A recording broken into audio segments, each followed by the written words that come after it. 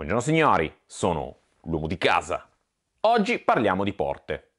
A tutti noi sarà capitato di rovinare una porta, ci sbattiamo contro, qualcosa ci cade vicino, la righiamo, disastro. Il problema è che le righe sulle porte, soprattutto se sono belle profonde come le mie, si vedono veramente tanto. Come possiamo fare per ripararle? Oggi vedremo proprio questo. Andremo a testare questo prodotto per riparare le porte e vedrete che sarà veramente spettacolare.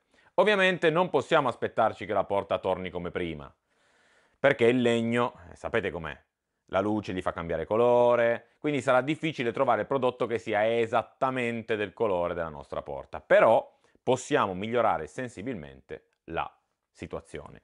Questo è uno di quei lavori per cui, se vi mettete con calma e con impegno, potreste sicuramente fare, o meglio, sicuramente ottenere un risultato migliore del mio. Io vi spiego come fare e poi sarà a voi, alla vostra abilità, di mettervi lì e fare tutto con calma e fatto bene.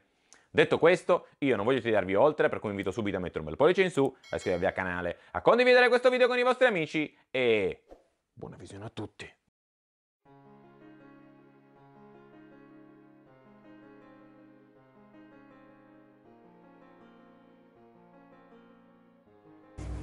Bene signori, come vedete questa porta ha subito un danno non indifferente, è tutta rigata. Adesso io vi ho fatto vedere la riga più grande, ma ce ne sono delle altre in giro. Che cosa andremo a utilizzare per ripararla?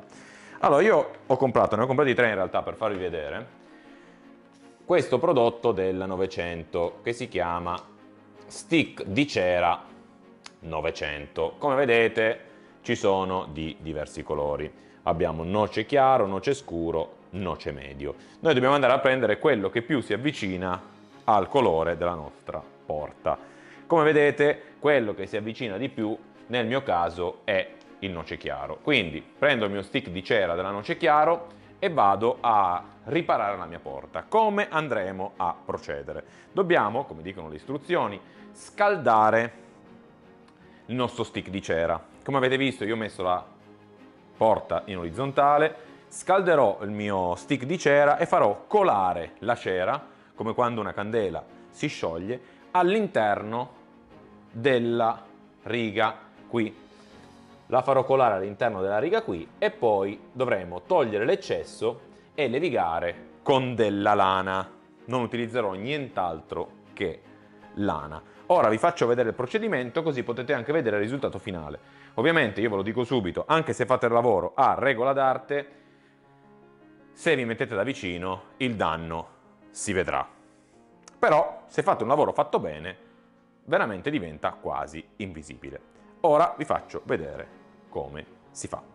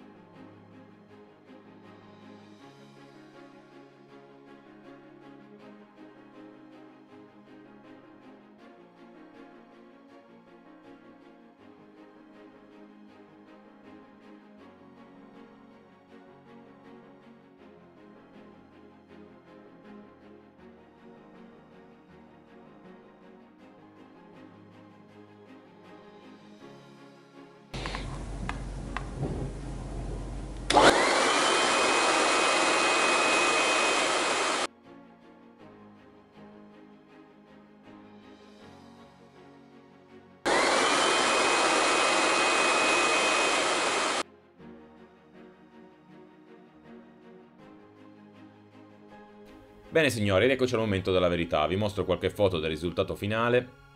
Alcune mi sono venute meglio, altre mi sono venute peggio. Ovviamente non c'era solo la riga che vi ho fatto vedere. Nel video avete visto un altro difetto che c'era nella porta, ma ce n'erano molti altri.